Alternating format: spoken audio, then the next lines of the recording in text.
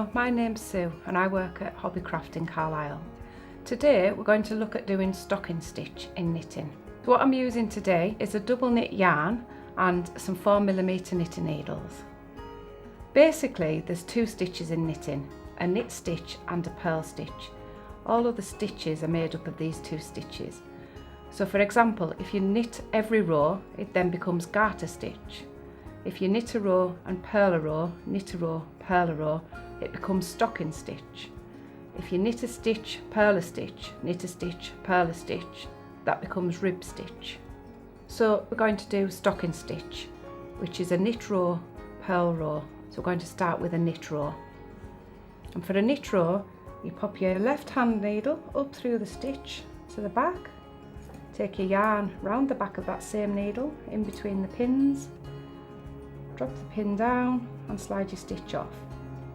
And again, up through the stitch to the back, yarn round in between, fetch your needle down, slide the stitch off. So needle in through your stitch to the back, yarn round in between, fetch your pin down, slide the stitch off. And again, in, round, down, off. In, round, down and off.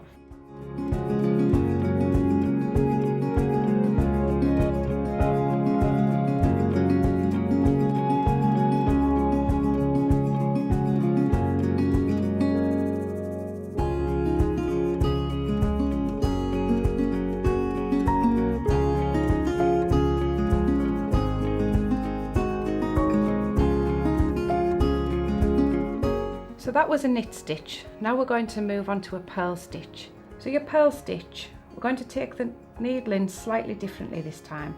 It comes from this direction and up through the front. Crosses at the front of your other needle. You fetch your yarn round the front, you push it back and you slide it off. So again, up through the front, yarn round, slide it off, push the stitch off. Through your stitch, yarn round the front, slide your needle back, slip your stitch off. In, round, slide, off. In, round, slide, off.